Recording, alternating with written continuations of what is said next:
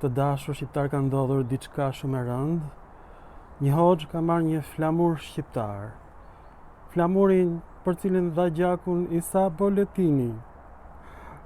E ka grisur dhe ka thënë që është reckë. Por e di pse ndodh kjo.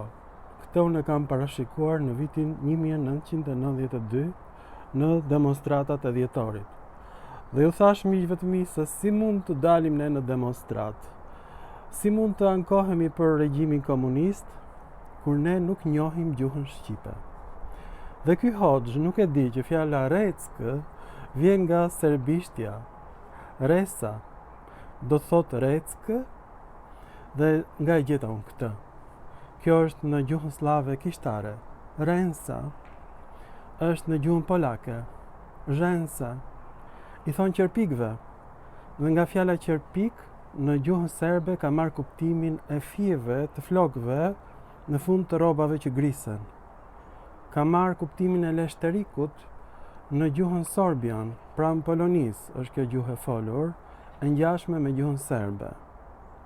Është në gjuhën ruse, rjasa, është në gjuhën ukrainase, rjasa, është në gjuhën bielaruse, rjasa, i thonë qerpikëve, qimeve, dhe nga kjo vjen fjala reskë në gjuhën kosovare, reckë në gjuhën shqipe, por kjo fjalë mungon në gjuhën e arbëreshëve të dashur shqiptar. Arbëreshët nuk e dinë çfarë është recka, dinë flamurin e kastriotit arbëreshët që e kanë mbajtur si syt e ballit dhe nderojnë edhe sot e kësaj dite, ndërsa shqiptarët grisin flamurin, e shkelin me makinat që i kanë blerë me paratë e drogës dhe thonë që kjo është reckë në gjuhën serbe. Shqiptarët e Kosovës flasin gjysmë serbisht, gjysmë shqip. Nuk janë çliruar akoma nga Serbia, sepse nuk dinë gjuhën shqipe.